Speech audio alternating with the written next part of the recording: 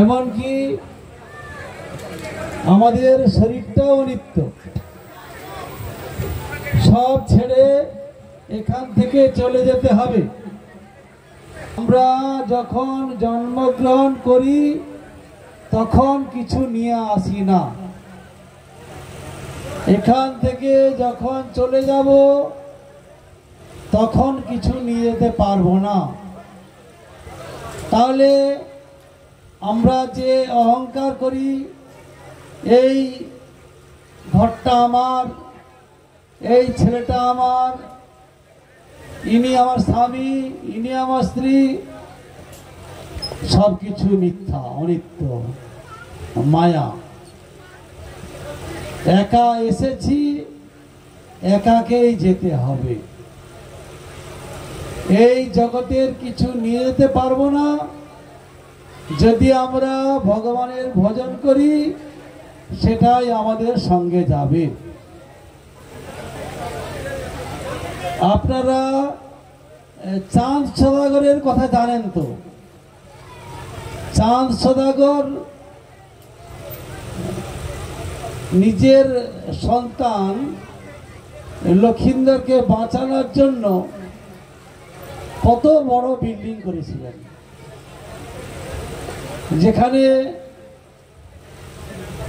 তার যে ছেলের সর্পাঘাতে মৃত্যু হবে সেটাকে রক্ষা করার জন্য। কিন্তু পেরেছিলেন? পারলেন না। বেহুলা অনেক চেষ্টা করলেন সর্পগুলোকে ধরে রাখার জন্য, কিন্তু শেষেও পারলেন না। চাঁদ সদাগরের ছেলে লক্ষিন্দরের মৃত্যু হলো। অতএব আমরা যদি নিজেদের ক্ষমতার বলে অহংকার করি, সে অহংকার থাকবে না।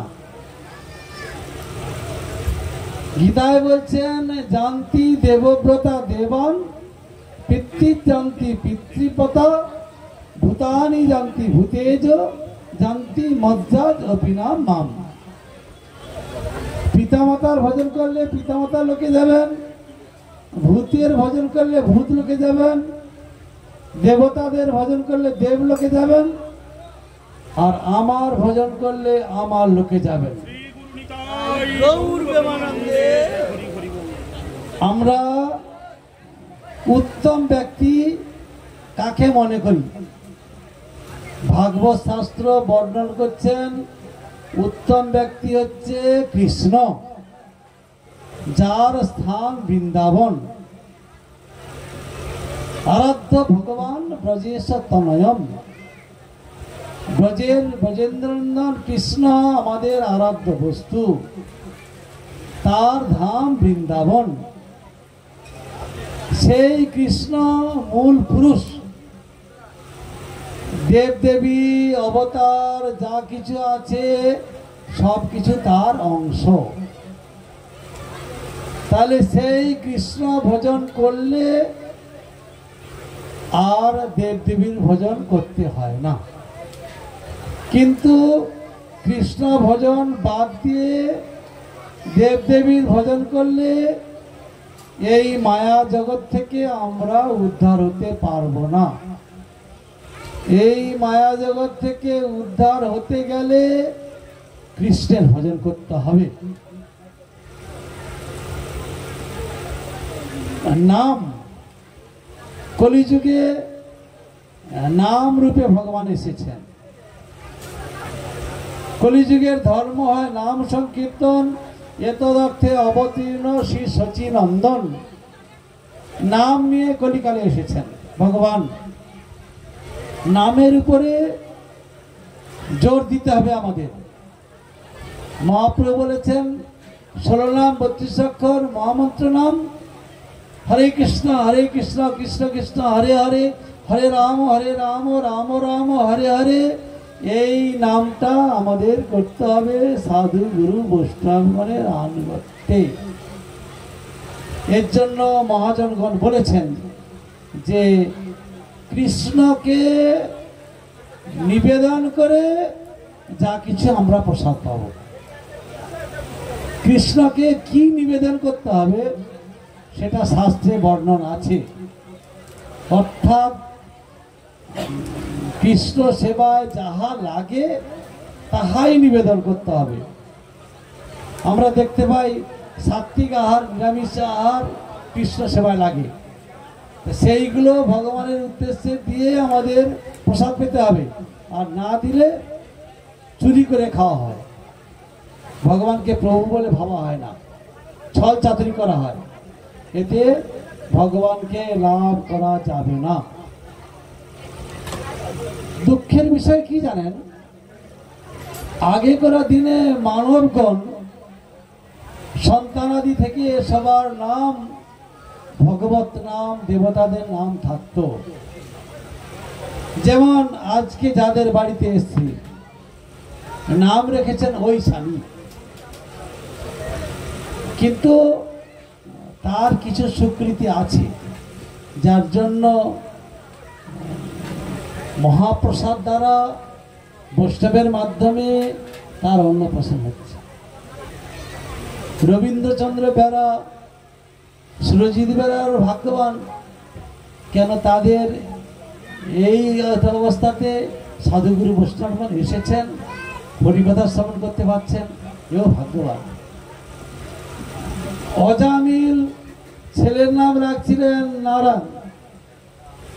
ওই নারায়ণ কোথায় রে কোথায় রে বলতে বলতে বলতে বলতে পাপ করেছিলেন খুব, কিন্তু মৃত্যুর সময় যখন যমদূতরা আসেন তখন সেই নারায়ণকে স্মরণ করেছিলেন ছেলেকে, ছেলে নারায়ণ কোথায় আছিস, আয় আয়। সেই নাম অনুযায়ী তার মুক্তি লাভ হয়েছিল, সেই নামটা ভগবানের নাম ছিল। এই জন্য আগে মহাজনগণ ভগবানের নামটা রাখতেন সন্তানাদি, কিন্তু এখন সেগুলো উড়ে গেছে, নেই, আর কলি এসে গ্রাস করছে। আগে করা দিনে সন্ধেবেলা মায়েরা কেন সবাই বসে একসঙ্গে গীতা ভাগবত পাঠ করতেন, এখন সেগুলো উঠে গেছে। এখন মোবাইলে নাচ গান দেখা হচ্ছে। ভোরবেলা মা ঠাকুমা 3টে, 3:30টায় উঠে, সকালে আমরা দেখতাম চারিদিকে নাতা দেওয়া হয়ে গেছে, সব পরিষ্কার, তুলসীতে জলদান, কীর্তন, অনেক কিছু চলছে। এখনকার দিনে সেসব নেই। মায়েরা উঠে সকাল 10টায়, রাত্রি 1টার সময় ঘুমাবে, মোবাইল দেখে, টিভি দেখে সকাল 10টায় উঠবে। তাহলে কি করে ভক্তি লাভ হবে?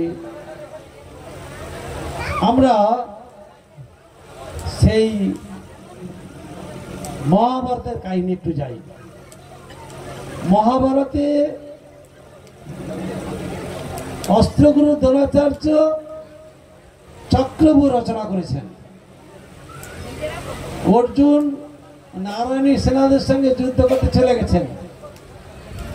এখন সেই চক্রব্যূহ রচনায় পাণ্ডবগণের সৈন্য সব বধ হয়ে যাচ্ছে। কি করে রক্ষা হবে? চক্রগৃহে প্রবেশ করতে হবে, যুদ্ধ করতে হবে। এখন চক্রগৃহে প্রবেশের মন্ত্রটা অর্জুন জানতেন, অর্জুন তো নেই। যুধিষ্ঠির মহারাজ চিন্তায় পড়ে গেছেন, কি হবে? তখন অর্জুনের পুত্র অভিমন্যু বলছেন, তা তো আমি চক্রগৃহে প্রবেশ করার মন্ত্র জানি। আমার বাবা অর্জুন যখন মাতা সুভদ্রাকে বলেন তখন মা শুনছিলেন, আর আমি পেটের ভিতরে ছিলাম, আমিও শ্রবণ করেছি।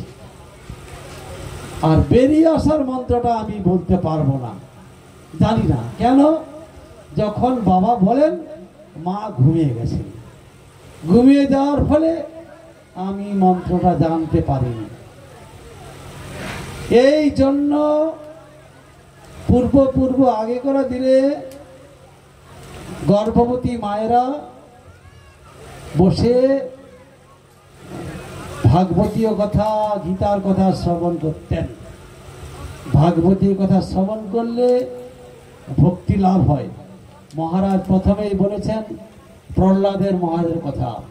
প্রহ্লাদ মহারাজ তার মার গর্ভে ছিলেন, নারদ মুনির কাছ থেকে ভগবত কথা শ্রবণ করেছিলেন। সেই রূপ ভাবে গর্ভবতী অবস্থাতে মা যা যা আচরণ করেন তার ছেলের মধ্যে সেইগুলো প্রকাশিত হয়। মা যদি গীতা ভাগবত পড়েন সন্তানও ভক্ত হবে, মা যদি উচ্ছৃঙ্খল হন সন্তানাদি উচ্ছৃঙ্খল হবে।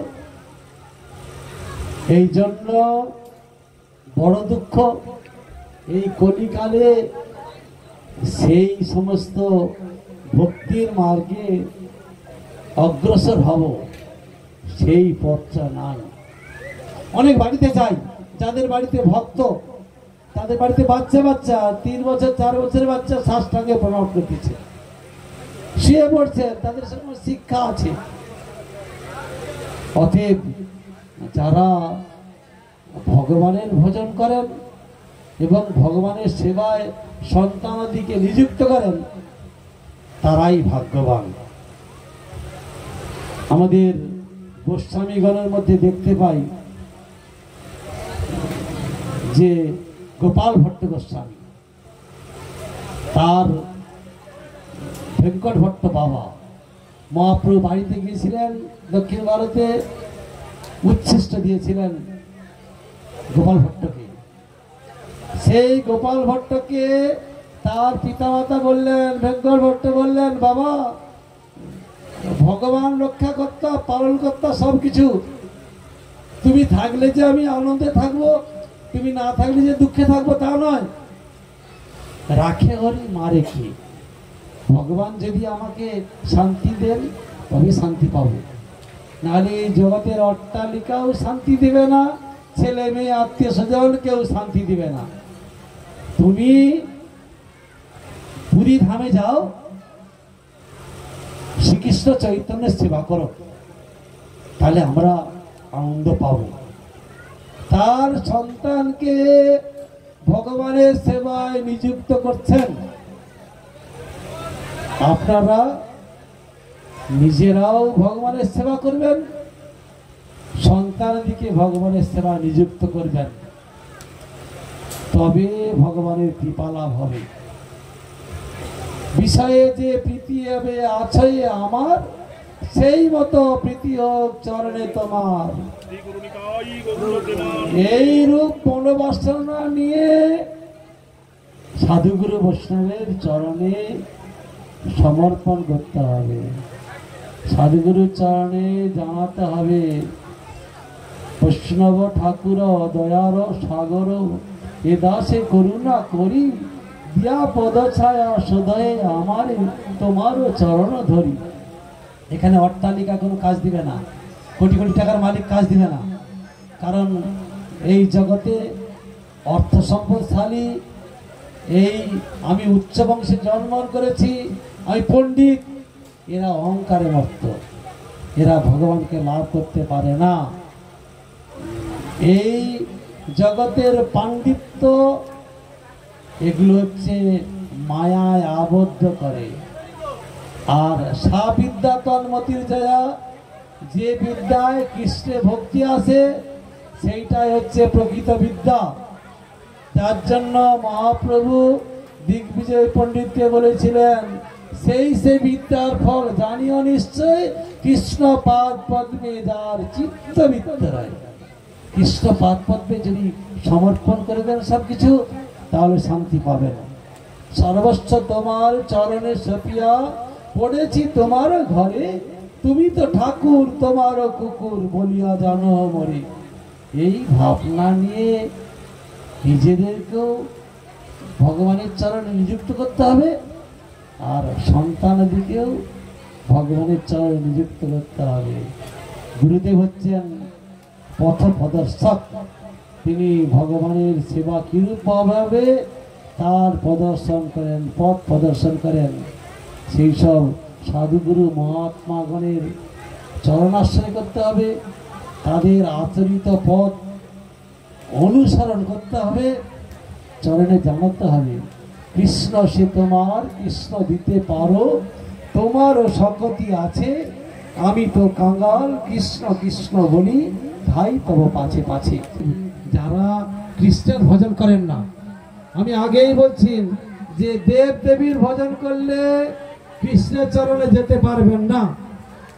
আর কৃষ্ণের সঙ্গে যদি দেব দেবীর ভজন করেন তাহলে যেতে পারবেন। অতএব দেব দেবীর ভজন করতে কৃষ্ণ ভজন আগে করতে হবে। কৃষ্ণের প্রসাদ দিয়ে দেব দেবী নিবেদন করতে পারেন, কৃষ্ণের প্রসাদ দিয়ে সব কিছু করলে তবে আমাদের জীবন সার্থক হবে। অতএব মায়াপুরে যে চৈতন্য মঠ, কলিযুগের সেই কৃষ্ণ শ্রীমন মহাপ্রভু রূপে এসেছেন, নাচেন, তিনি যে পথ প্রদর্শন করছেন কৃষ্ণ সেবা, সেই কৃষ্ণ সেবায় নিযুক্ত হন। চৈতন্য মঠ তথা প্রভুপাদের যে প্রতিষ্ঠিত মঠ, সেই সমস্ত মঠের বৈষ্ণবগণের চরণে আশ্রয় গ্রহণ করুন। গৌড়ীয় মঠের ধারা অনুযায়ী আপনারা জীবিকা নির্বাহ করুন, ভগবানের ভক্তির প্রসাদ পান, আর সবাইকে কৃষ্ণ সেবায় নিযুক্ত করুন। তাহলে আপনাদের জীবন ধন্য হবে, আর সন্তানাদিকে শুদ্ধ ভক্তির পথে নিয়ে যেতে পারবেন। আপনারা মায়াপুর যাবেন, দর্শন করে আসবেন, আর সেখানে আশ্রয় নিয়ে ভগবানের ভজন করুন, তবে মঙ্গল হবে। বাঞ্ছা কল্পতরুশ্চ কৃপা সিন্ধু ভয়বচ পতিতানাং পাবনেভ্যো বৈষ্ণবেভ্যো নমো নমঃ।